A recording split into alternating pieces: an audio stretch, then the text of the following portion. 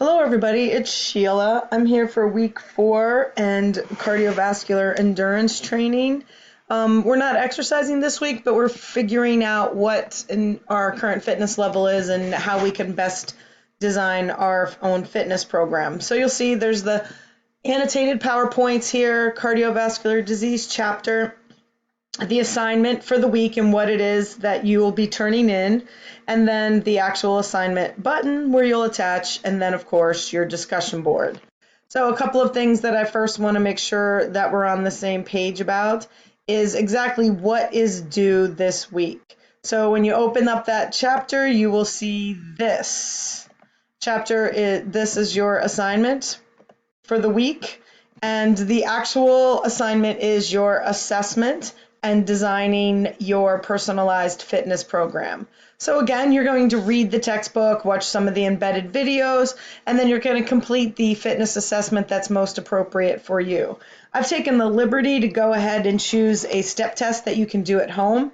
I'll show you that assessment in a minute so that you can see what's happening. The other thing that you could do is if you had a measured flat 1 mile walk or 1.5 mile walk run test that you could do.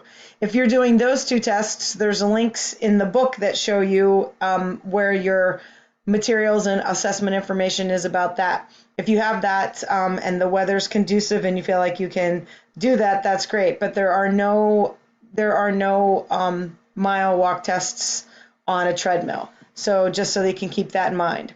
All right. So from that standpoint, you'll see that there's also a metronome that you'll need for the step test. So I wanted to keep that in mind. And then it says use your results to find the assessment to determine your target heart rate zone by watching the video. From that standpoint, you're also going to determine what your fitness goals are and design a program for that. Don't forget that our exercise fitness principles include the FIT principles, FITTE, and these guys over here. So we'll get back to that in a moment, but this is your assessment activity. So by clicking on the link, hey, here's your fitness test. Again, we're measuring cardiorespiratory endurance. That's your body's ability to take in, transport, and utilize oxygen efficiently. And so what we're measuring here is technically your heart's recover ability. Its ability to recover from the strain of an exercise bout. So the simple test that you can do for this is a 12-inch step. Take a look at some of the benches that you have at home. You then set a metronome to 72 beats per minute, and you set your stopwatch so that you can stop at 3 minutes.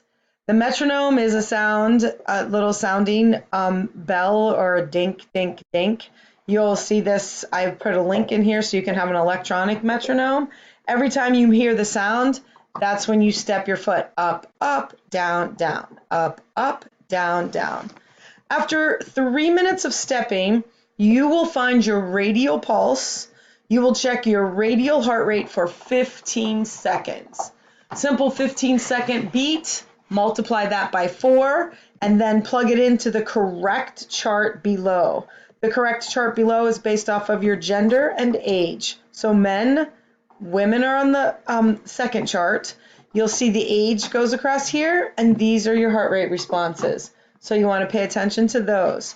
Again, if the exercise hurts at any point in time, if you do not feel well, you should stop. If you feel that it's more appropriate to do outdoor exercise and you want to do a measured mile that's on a flat surface, or a measured 1.5 miles, then you could do that.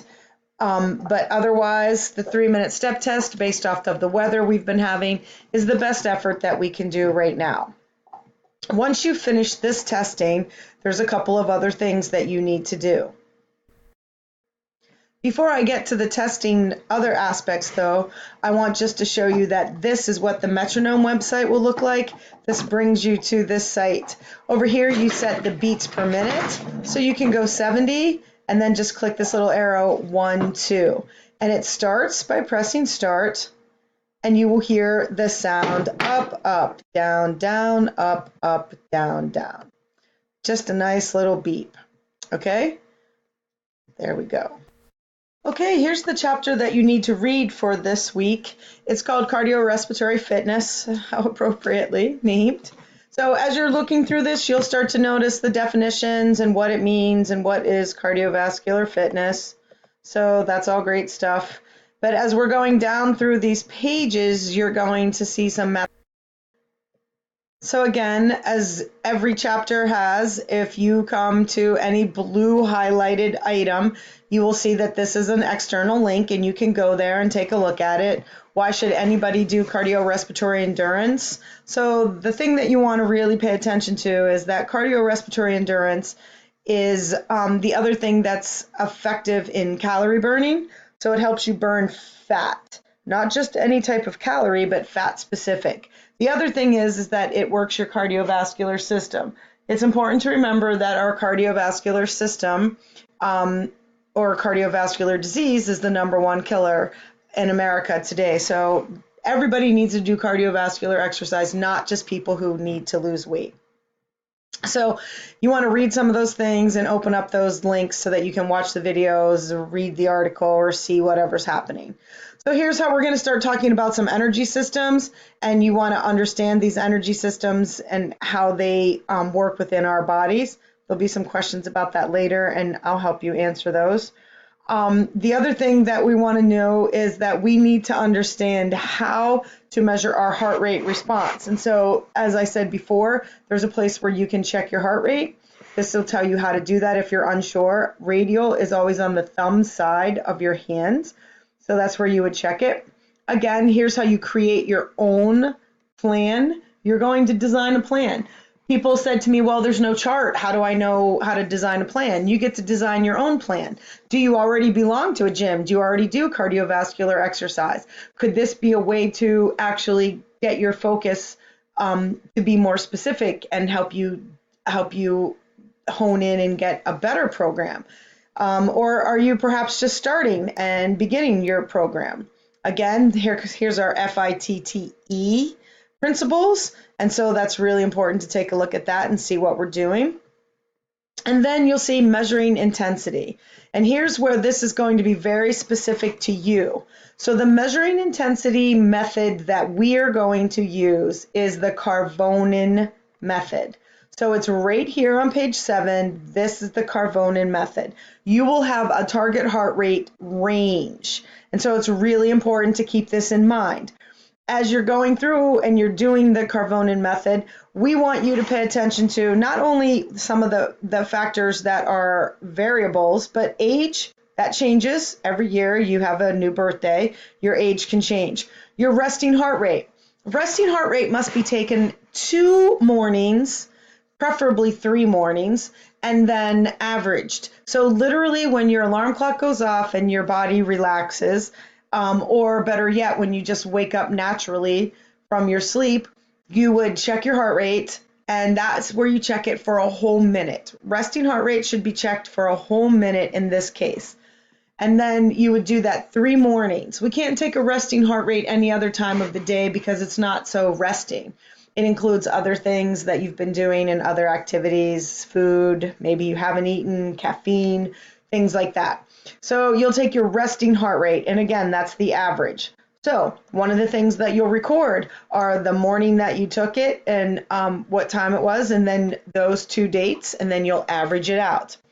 Then you're going to go through and you're going to follow the mathematical equation.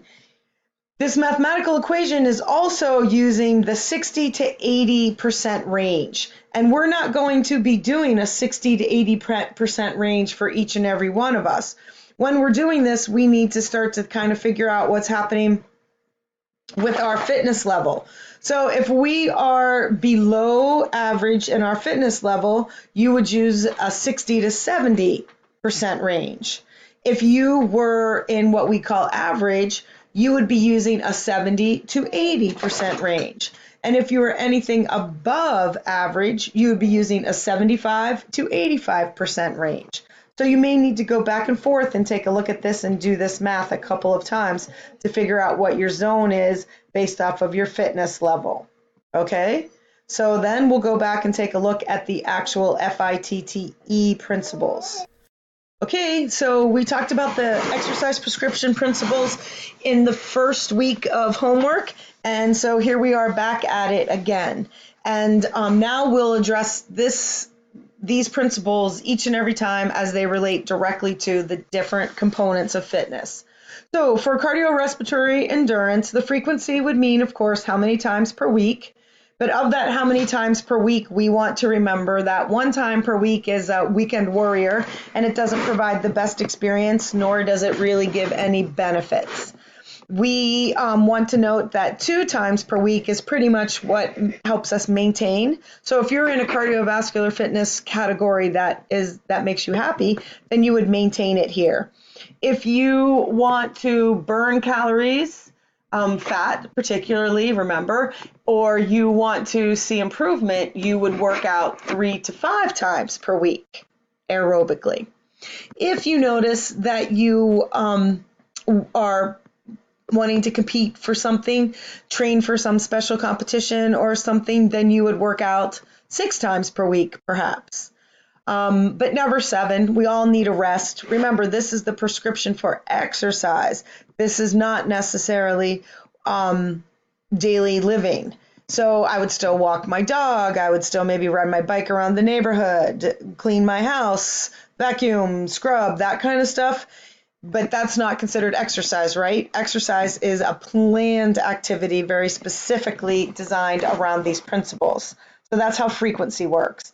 I is intensity. Intensity is that target heart rate zone. We do not find a target heart rate because you can never maintain a heart rate, nor would we want to.